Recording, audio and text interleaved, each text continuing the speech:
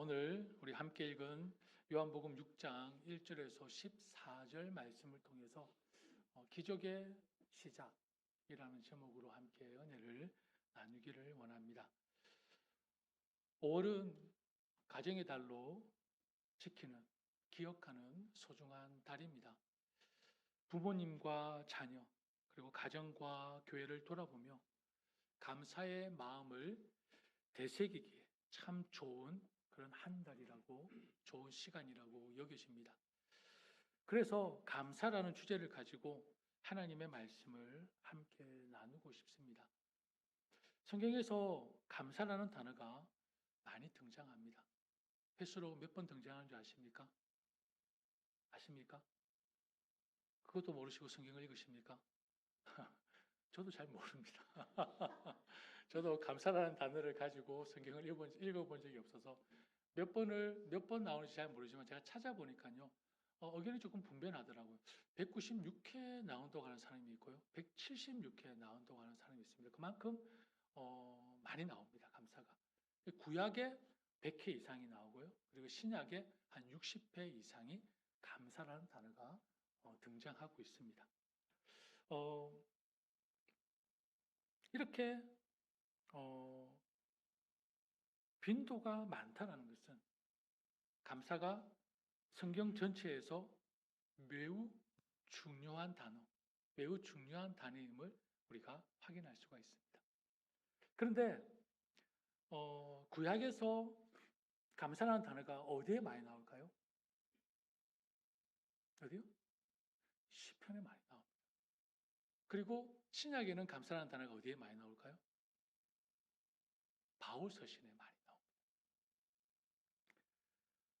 놀랍게도 시편에서 감사라는 단어가 많이 사용되어지고 바울 서신에서 감사라는 단어가 많이 사용되어지는데 놀랍게도 이 단어가 많이 사용되어지는 그 책에 우리가 생각하는 상황과는 어울리지 않는다는 것입니다. 그 상황에 감사라는 단어가 어울리지 않습니다. 왜냐하면 시편은 누가 많이 적었습니까? 다윗의 기도와 다윗의 고백이 많이 등장합니다. 여러분 다윗의 삶을 너무나도 잘 알고 있지 않습니까? 다윗이 고난 중에도 어디를 향해 감사하고 있습니까? 하나님께 감사와 찬양을 올려드리고 있습니다. 그리고 바울 서신에서 감사라는 단어가 많이 등장한다고 했죠. 바울이 어디에 많이 있었습니까? 감옥에 많이 있었습니다. 바울이 감옥에서도 감사의 마음을 표현하는 장면들이 많이 등장합니다. 따라서 여러분, 감사는요, 단순한 감정 표현을 넘어서 신앙의 본질, 신앙의 핵심입니다. 특히 우리가 너무나 잘 알고 있는 감사하면 같이 읽어볼까요? 범사에 감사하라. 이것이 그리스도 예수 안에서 너희를 향하신 하나님의 뜻이니라. 예, 그죠? 외우기만 하셨죠. 그죠? 반응이 없. 제가 말이 무슨 말인지 모르시겠습니까? 외우기만 하셨죠. 범사에 감사하라 하셨습니다. 이것이 너희를 향하신 하나님의 뜻이라. 이처럼 성경은 감사를 우리를 향한 하나님의 뜻이라고 표현한 것처럼 너무너무 중요하게 강조하고 있습니다. 그런데 오늘 뜬금없이 우리가 요한복음 6장의 말씀을 함께 읽었습니다. 6장에 등장하는 이 오병이어 사건이 감사와 무슨 상관이 있습니까? 라고 궁금해 하시는 분이 있지 않을까 생각합니다. 교회를 다니지 않는 사람도 아마 이 스토리는 다 알고 있을 정도로 오병이어는 너무나 유명한 사건입니다. 예수님께서 어린아이가 가지고 있는 그 보리밥, 보리떡 5개와 물고기 2마리로 5,000명이 넘는 무리를 먹이신 놀라운 기적의 사건입니다. 그리고 몇 바구니를 남겼습니까? 12바구니를 남겼습니다. 많은 사람들이 이 장면을 읽을 때 어떻게 보겠습니까? 어떻게 보리떡 5개와 물고기 2마리로 이렇게 많은 사람들을 먹일 수 있지? 그리고 12바구니나 남길 수 있을까? 믿을 수 없는 이런 기적과 같은 결과에 관심을 갖고 집중합니다. 여러분들 이런 기적을 경험하고 싶지 않으십니까? 이런 기적을 경험하고 싶지 않으세요? 경험하고 싶으십니까? 예수님께서 지금 내 앞에 나타나셔서 지금 나의 배고픔을, 나의 필요를, 나의 바람을 채워주신다면, 해결해 주신다면 예수님 정말 잘 믿을 수 있을 텐데, 열심히 믿음 생활하며 살 수 있을 텐데, 혹시 여러분 이런 마음이 불쑥 생기지 않으십니까? 그럴 수 있을 것 같아요? 예수님께서 지금 오셔서 그죠? 쌀 한 주먹으로 여러분을 다 먹이셨다면, 우와, 예수님 정말 잘 믿을 수 있을 것 같습니까? 물어보는 겁니다, 제가.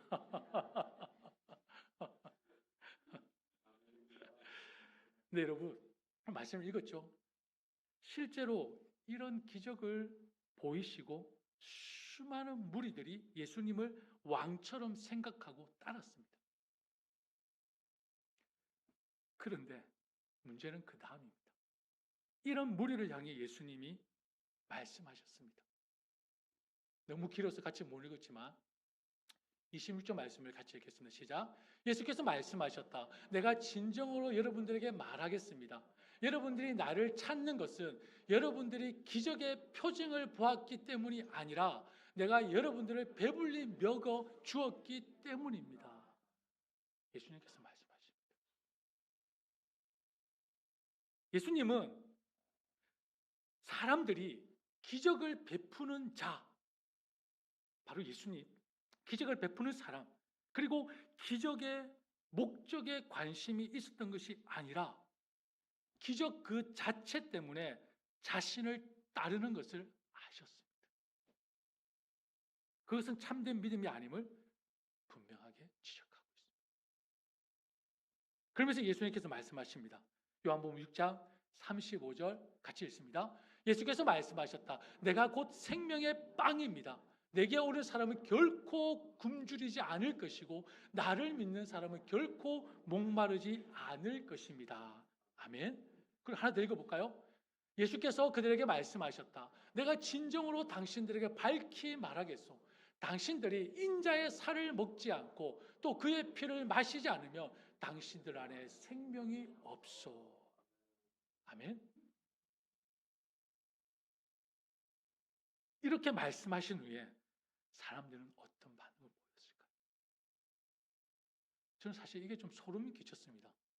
이게 왜 666이 나왔는지 잘 모르겠습니다. 6장 66절을 같이 읽겠습니다. 시작. 이 말씀을 듣고 난 뒤 예수를 따르는 제자들 가운데 많은 이들이 예수를 떠나갔다. 이게 왜 666인지 잘 모르겠어요. 저는.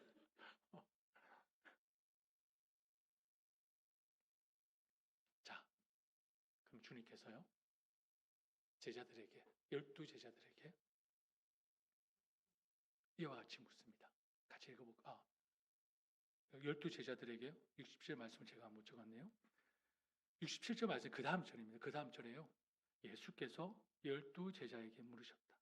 너희도 내 곁을 떠나려 하느냐? 라고 묻고 있습니다.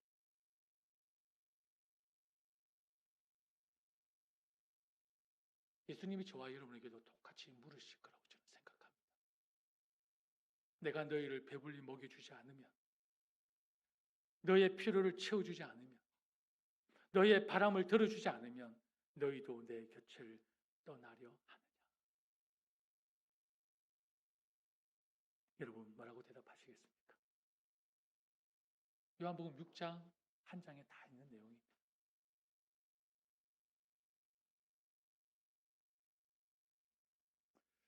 그럼 오병이어의 사건을 묵상할 때요. 중요한 체크 포인트는 기적 그 자체가 아닙니다. 아닙니다. 예수님이 기적을 행하셨으니 우리도 예수님처럼 기적을 행할 수 있습니다. 우리도 이런 기적을 경험할 수 있습니다. 이것이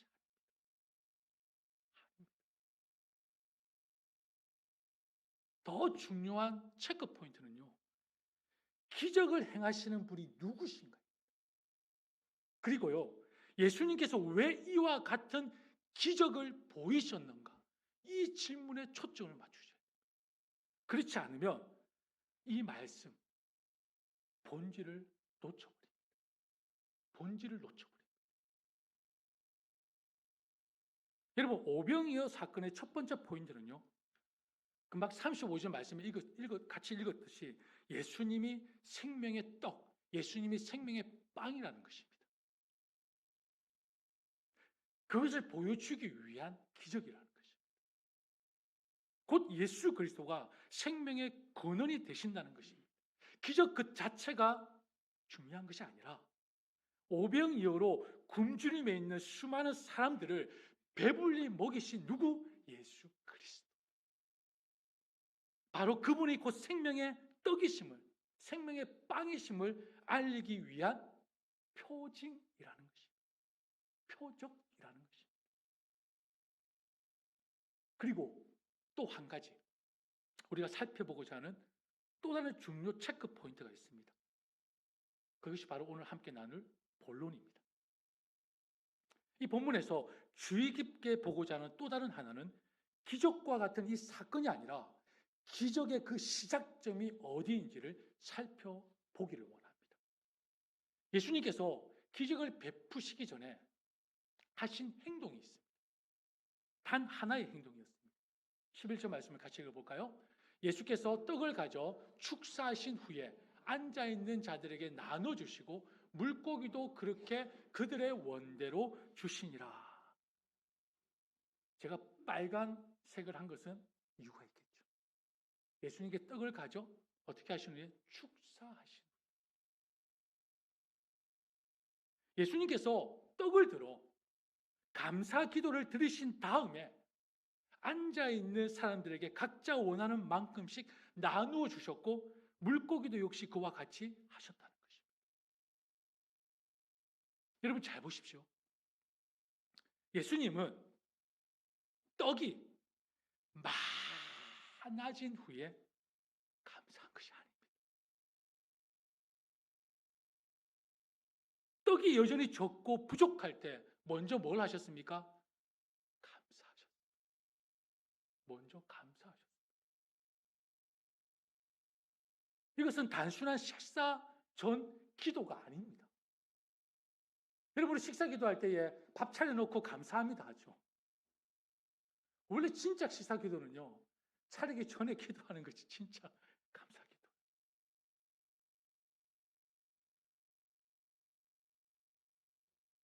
예수님께서 축사하신 것은요. 감사 기도를 올려드린 것은요. 식사 전 기도가 아니라 하나님을 향한 절대 신뢰, 믿음의 선포입니다. 오병이어의 이 사건의 중요한 포인트는 예수님이 기적을 행하기 전 바로 예수님께서 우리에게 보여주신 삶의 중심, 믿음의 태도, 믿음의 방향이 더 중요하다는 것입니다. 여러분, 이 땅을 살아가는 사람들을 향한 하나님의 뜻이 무엇일까요? 무엇일까요? 오병이어 사건을 통해서 우리가 무엇을 배우고 무엇을 지향하기를 하나님께서 원하실까요? 우리 삶 속을 한번 들여다보십시오. 여전히 해결되지 않은 문제들이 산재해 있습니다.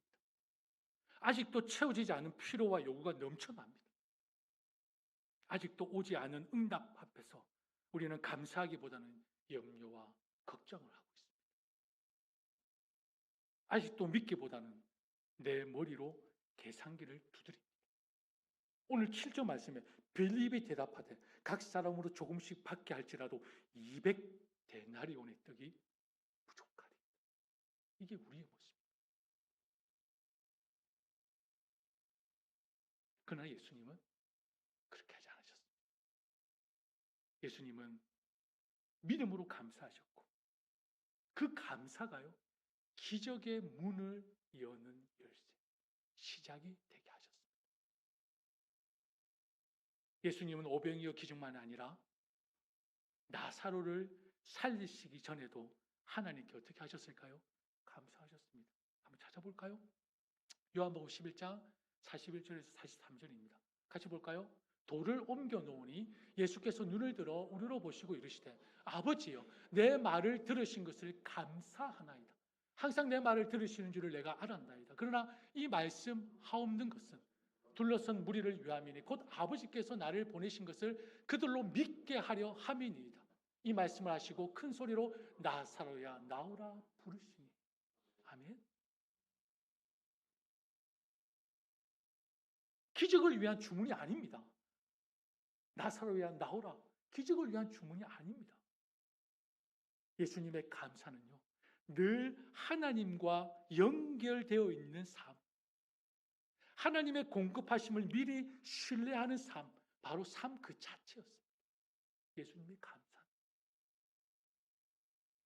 사랑하는 성도 여러분, 우리는 종종 하나님께 무엇을 해 주실 때만 감사하려고 합니다. 그러나 예수님은 아직 아무 일도 일어나지 않았을 때에 먼저 뭐 하셨습니까? 감사하셨습니다. 왜냐하면 감사 자체가 하나님을 향한 믿음이기 때문입니다.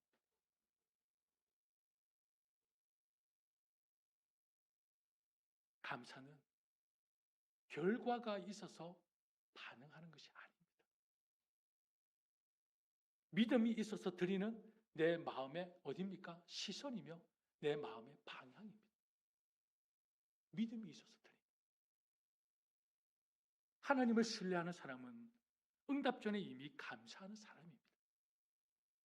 다시 말해 감사는 믿음의 표현이지 상황의 결과가 결코 아니라는 것입니다.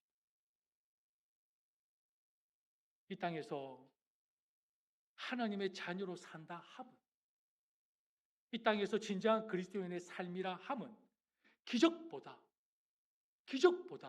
기적을 준비하는 믿음의 자세, 결과보다 결과를 맡기는 믿음의 고백이 선행되어져야 할 것입니다. 이것이 바로 축사하시는, 감사하시는 예수님께서 우리에게 보여주신 신앙의 삶, 신앙의 길, 신앙의 본질인 것입니다. 사랑하는 여러분, 오병이어 사건, 나사로의 사건이라는 기적보다 더 중요한 것은 바로 감사하는 삶이라는 것을 잊지 마십시오. 감사하는 삶. 성숙한 그리스도인은 여러분 기적을 쫓아다니지 않습니다. 오히려 하나님을 신뢰하고 감사하는 자리에 머무르며 사도 바울의 고백이 있지 않습니까? 자족할 줄 아는 그곳에서 하나님의 일하심을 경험하기를 기대하고 바라보는 자. 그게 바로 성숙한 그리스도인의 모습이라는 것입니다. 기적을 쫓는 자가 아니고 우리의 가정, 우리의 일터, 우리 교회, 그리고 우리의 건강 문제, 재정 문제, 자녀 문제, 어떤 영역에서도 아직 변화가 없어서 마음이 답답하고 힘들지 않으십니까? 그러나 여러분, 감사는요, 상황이 아닙니다. 감사는 상황이 아닙니다. 감사는요, 하나님을 보는 눈에서 시작되는 것입니다. 감사는 하나님을 보는 눈에서 시작되는 것이 감사입니다. 감사는 상황이 아니라는 것입니다. 그리고 감사는 하나님의 기적을 경험하는 시작이 될 것입니다. 감사가 기적이라고 하니까요, 여러분 전혀 아무런 신뢰가 안 돼요. 제가 약 팔러 온 거 아닙니다, 여기.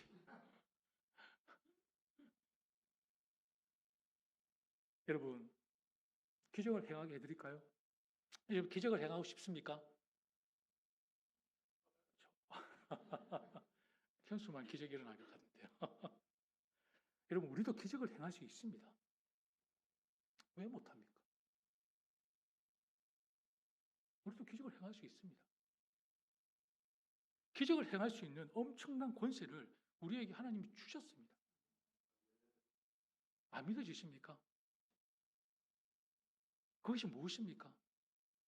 바로 우리의 입술입니다. 입술. 우리 입술에서 나오는 말의 힘입니다. 하나님께서 우리에게 입술에 권세를 주셨잖아요. 말의 힘을 주셨잖아요. 지금 여러분이 하는 말은 단순한 소리가 아닙니다. 삶을 세우고 무너뜨리는 힘을 가졌다는 것을 결코 잊지 마십시오. 여러분 사랑의 말, 권면의 말, 긍정의 말, 축복의 말, 감사의 말을 하는 사람과 불평, 원망, 부정, 거부, 불편, 시기, 미움, 질투, 불손의 말을 하는 사람의 그 삶의 질과 방향이 같던가요? 전혀 다릅니다. 신기하지 않습니까? 전혀 달라요. 완전히 달라요. 이거는요, 하나님 믿건 안 믿건 상관이 없어요. 저에게도 그 이론이 많이 있습니다. 그 책을 또 읽고요. 이미 통계적으로 다 나와 있어요. 감사의 말을 하는 사람과 불평과 원망의 말을 하는 사람의 직장에서의 삶도 다르고요. 가정의 분위기도 다르고요. 그 사람의 성공의 여부도 완전히 달라요. 통계가 다 나와 있어요. 근데 굳이 우리가 세상의 이론을 믿을 필요가 있습니까? 우리 하나님 말씀 믿으면 되잖아요. 같이 읽을까요? 같이 읽어봅시다. 사람의 죽고 사는 것이 그 혀에 달려 있으니 혀를 잘 다루는 사람은 그 열매를 먹게 된다. 하나님의 말씀입니다. 여러분 축복의 말을 하는 사람은 그 축복의 말을 통해 열매를 먹게 될 것이고요. 여러분이 저주의 말을 하게 되면 그 저주로 말미암아 그 열매를 먹게 될 거라는 그 말씀입니다.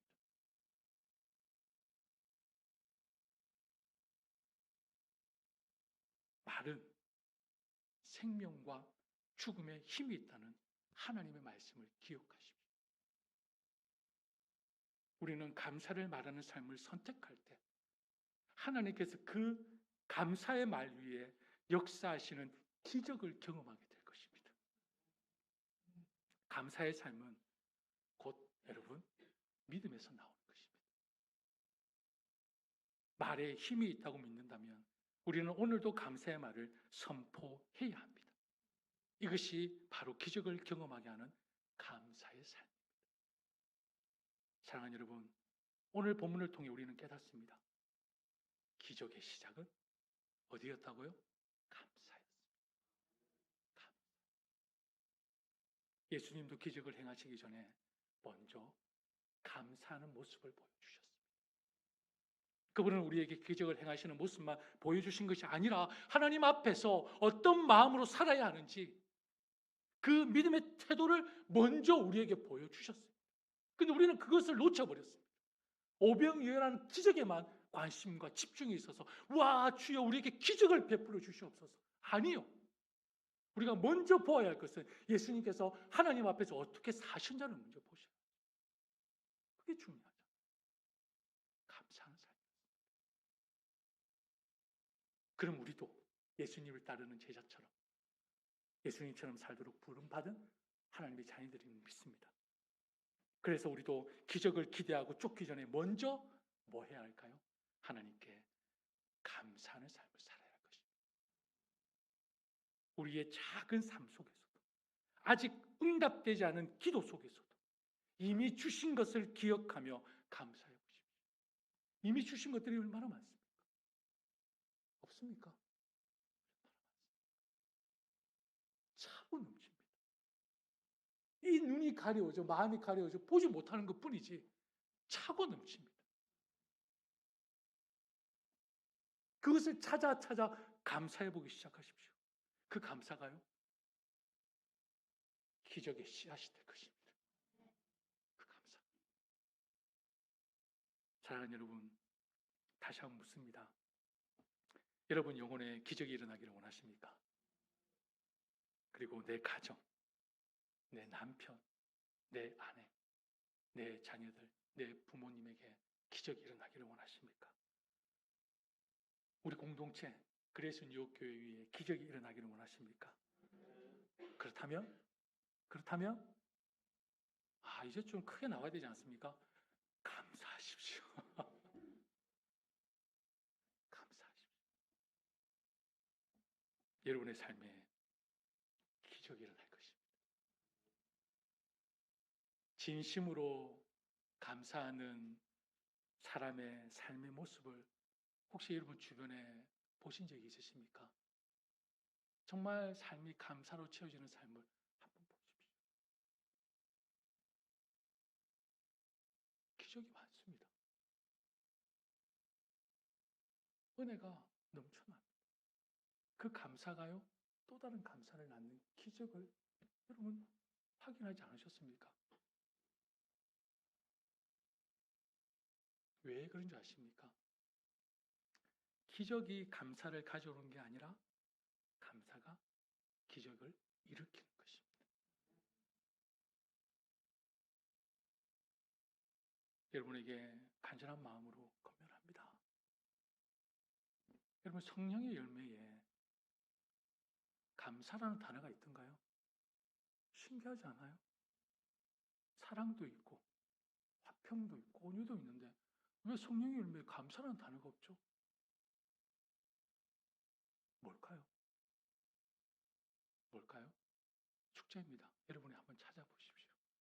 왜 성령의 열매에 감사가 없을까요?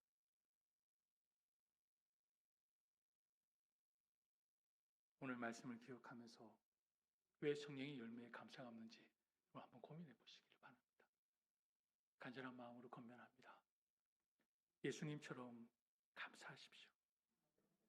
감사하는 그 자리에서 하나님은 반드시 일하심을 믿습니다. 기적은 감사 위에 세워지는 하나님의 역사입니다. 감사는 하나님의 기적을 경험하는 믿음의 통로입니다. 그러니 5월 한 달 동안 제가 미션을 드렸죠. 무조건 감사하십시오. 기적을 경험하게 될 것입니다. 감사하십시오. 오늘 우리의 입술과 삶에 감사가 회복되기를, 그리고 범사에 감사하는 삶이 되시기를 축복합니다. 우리 함께 찬양하겠습니다.